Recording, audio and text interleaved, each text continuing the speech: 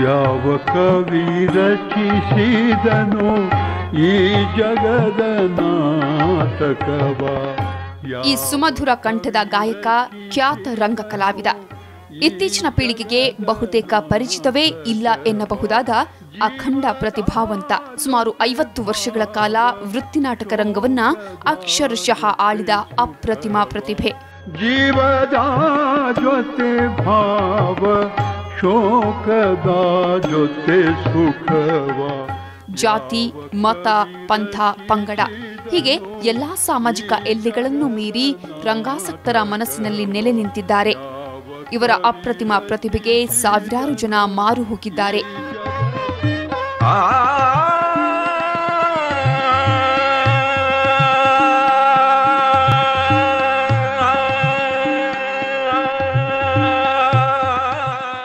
ಮತ್ತೆ ರಂಗದ ಮೇಲೆ ನೋಡಬೇಕೆಂದು ಹಂಬಲಿಸುತ್ತಿದ್ದಾರೆ. ಅಭಿನಯದಲ್ಲಿ ಸಹಜತೆ ಈ ಹುಟ್ಟು ಕಲಾವಿದನ ಪ್ರಥಮ ಲಕ್ಷಣ. ಇವರು ಎಂದೂ ತಾವೊಬ್ಬ ನಟನಾಗಿ ಪ್ರೇಕ್ಷಕರಿಗೆ ಪರಿಚಿತವಾಗದೆ ತಮ್ಮ ಪಾತ್ರಗಳ ಮೂಲಕ ಜನರ ಮನಸ್ಸನ್ನ ತಟ್ಟಿದವರು.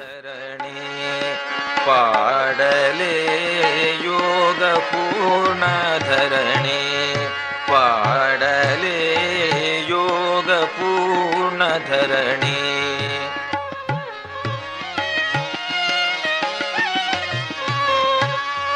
ಪಾಡಲೇ ಹಿತವನೇ ಸುರ ರಂಜನ ಗಾಯನ, ಹಿತವನೇ ಸುರ. ನೂರಾರು ವರ್ಷಗಳ ಇತಿಹಾಸ ಇರುವ ವೃತ್ತಿ ರಂಗಭೂಮಿಗೆ ಬಂದು ಹೋಗುವ ಕಲಾವಿದರೇ ಜಾಸ್ತಿ. ಆದರೆ ನಾಟಕಕ್ಕೆಂದೇ ಹುಟ್ಟಿದವರು ತೀರಾ ವಿರಳ. ಇಂತಹ ವಿರಳರಲ್ಲಿ ಒಬ್ಬರು ಅಬ್ದುಲ್ ಸಾಬ್ ಅಣ್ಣಿಗೇರಿ. ವಯೋಸಹಜ ಅನಾರೋಗ್ಯ ಮತ್ತು ಮೈಗೆ ಅಡರಿದ ಪಾರ್ಶ್ವವಾಯುವಿಗೆ ತುತ್ತಾಗಿ ಹಾಸಿಗೆ ಹಿಡಿದಿರುವ ಇವರ ಹಿಂದಿನ ಬದುಕು ಅಕ್ಷರಶಃ ಅತ್ಯಂತ ವರ್ಣಮಯ. ಕಲಾವಿದರಲ್ಲಿ ಏನಾಗ್ತದೆ, ಆ ರಾಮನ್ ಪಾತ್ರ ಮಾಡ್ಬೇಕಂದ್ರೆ ಹೊಟ್ಟೆ ಸ್ವಲ್ಪ ದೊಡ್ಡದಿರ್ತಿತ್ತು, ಅಥವಾ ದಪ್ಪರ ಇರ್ತಿತ್ತು, ಮುಖಾನ ಸೌಂದರ್ಯ ಇರ್ತಿರ್ಲಿಲ್ಲ, ಅಥವಾ ಸಂಗೀತ ಇರ್ತಿರ್ಲಿಲ್ಲ, ಏನೋ ಕೊರತೆ ಇರ್ತಿತ್ತು. ಆದ ಇವನಲ್ಲಿ ಪರಿಪೂರ್ಣತೆ ಇರ್ತಿತ್ತಲ್ಲ, ಆದ ಈತನಿಗೆ ದೊಡ್ಡ ಗೌರವ ತಂದು ಕೊಡ್ತಿತ್ತು. ಬಡತನದೊಂದಿಗೆ ಬೆನ್ನಿಗಂಟಿಕೊಂಡು ಬಂದ ನೂರಾರು ಸಮಸ್ಯೆಗಳಿದ್ರೂ ಸುಮಾರು 60 ವರ್ಷಗಳ ಕಾಲ ರಂಗಭೂಮಿಯನ್ನ ಆಳಿದ ಅಪರೂಪದ ಕಲಾವಿದ ಈ ಅಬ್ದುಲ್ ಸಾಬ್ ಅಣ್ಣಿಗೇರಿ. ಎಲ್ಲಾ ಬಗೆಯ ಪಾತ್ರಗಳಿಗೆ ಜೀವ ತುಂಬುವ ಕಲಾಚತುರ. ಇವರ ನಟನೆಯನ್ನ ನೋಡಿದ ದರಾ ಬೇಂದ್ರೆಯವರಂತೂ ತಲೆದೂಗಿ ಭೇಷ್ ಅಂದಿದ್ದಾರೆ.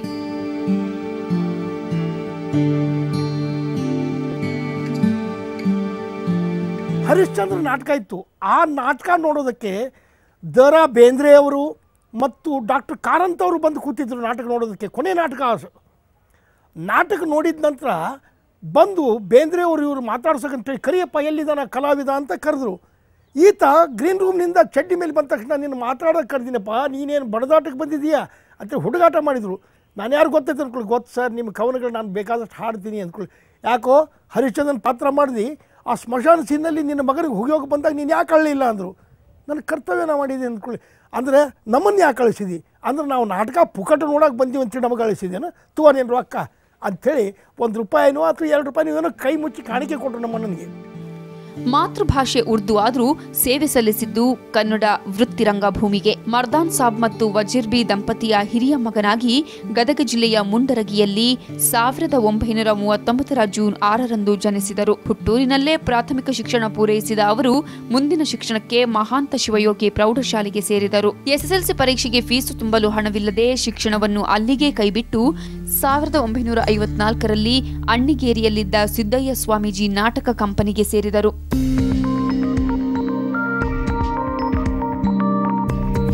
ಅಲ್ಲಿಂದ ಅಣ್ಣಿಗೇರಿಯವರು ಹಿಂತಿರುಗಿ ನೋಡಲೇ ಇಲ್ಲ.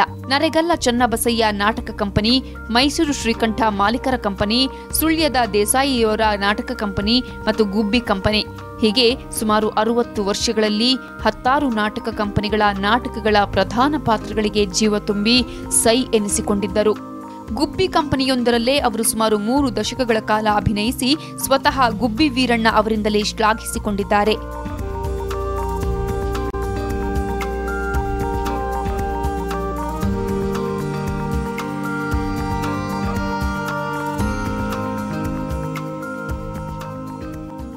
ಈ ಗುಬ್ಬಿ ವೀರಣ್ಣವ್ರು ಏನಿದೆ ಅಲ್ಲ, ಈತನ ರಾಮನ್ ಪಾತ್ರ ನೋಡಿ, ರಾಮನ್ ಪಾತ್ರಕ್ಕೆ ಈತನ ಮೆಚ್ಚಿಕೊಂಡವರು ಗುಬ್ಬಿ ವೀರಣ್ಣವರು ಅವ್ರ ಮಗನಿಗೆ ಇರಲಿ ಬಿಡೋ ಇವತ್ತು ನಾನು ನಾಟಕ ನೋಡಬೇಕು ಅವರೇ ಮಾಡಲಿ ಅಂಥೇಳಿ ಇಷ್ಟೊಂದು ಪ್ರೀತಿಗೆ ಪಾತ್ರ ರಾಮನ ಪಾತ್ರ ಮಾಡಿದವನು ಇವನು. ಪಾತ್ರ ಎಂತಹುದೇ ಇರಲಿ ಅದಕ್ಕೆ ಜೀವ ತುಂಬುವುದು ಕಲಾವಿದನ ಕರ್ತವ್ಯ ಎಂದೇ ನಂಬಿಕೊಂಡು ಬಂದವರು. ಲವಕುಶದ ರಾಮ, ರಕ್ತರಾತ್ರಿಯ ದುರ್ಯೋಧನ, ಸಿದ್ಧಲಿಂಗೇಶ್ವರ ಮಹಾತ್ಮೆಯಲ್ಲಿ ಸಿದ್ಧಲಿಂಗೇಶ್ವರ, ಹೇಮರೆಡ್ಡಿ ಮಲ್ಲಮ್ಮ ನಾಟಕದ ಮಲ್ಲಿಕಾರ್ಜುನ, ಕುರುಕ್ಷೇತ್ರದಲ್ಲಿ ಶ್ರೀಕೃಷ್ಣ, ಹೀಗೆ 10 ಬಗೆಯ ಪಾತ್ರಗಳಿಗೆ ಜೀವ ತುಂಬಿದ ಕಲಾಚತುರ ಇವರು. ನಾವು ಆಂಧ್ರದಲ್ಲಿ ಜಹೀರಾಬಾದ್ ಅನ್ನುವಂಥ ಒಂದು ಊರಿನಲ್ಲಿ ಬಸವೇಶ್ವರ ನಾಟಕ ಮಾಡ್ತಿದ್ವಿ. ಆ ನಾಟಕದಲ್ಲಿ ಅಲ್ಲಮ ಪ್ರಭುಗಳ ಪಾತ್ರವನ್ನು ನೋಡಿದಂಥ ಅಲ್ಲಿಯ ಕಲಾಪ್ರೇಮಿಗಳು, ಓ ಇವ ನಮ್ಮ ಎನ್ ಟಿ ರಾಮರಾವ್ ನೋಡ್ದಂಗೆ ಆಗ್ತಿದೆ, ಎನ್ ಟಿ ರಾಮರಾವ್ ನೋಡ್ದಂಗೆ ಆಗ್ತಿದೆ. ಅವ್ರಿಗೆ ಸರಿಯಾಗಿ ಕನ್ನಡ ಬರ್ತಿದ್ದಿಲ್ಲ, ಆದರೂ ಕೂಡ ವೇದಿಕೆಗೆ ನುಗ್ಗಿಬಿಟ್ರು ಕೆಲವು ಜನ.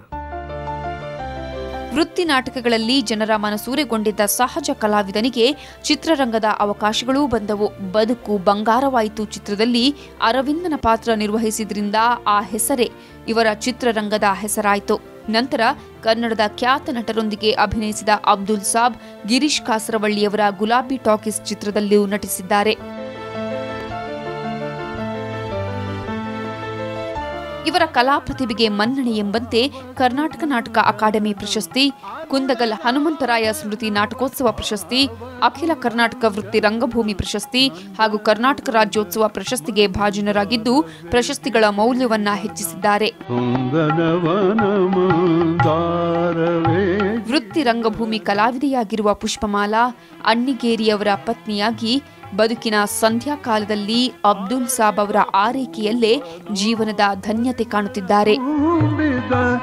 ಅರಳಿದ ಹೂಬನ ಪರಿಮಳ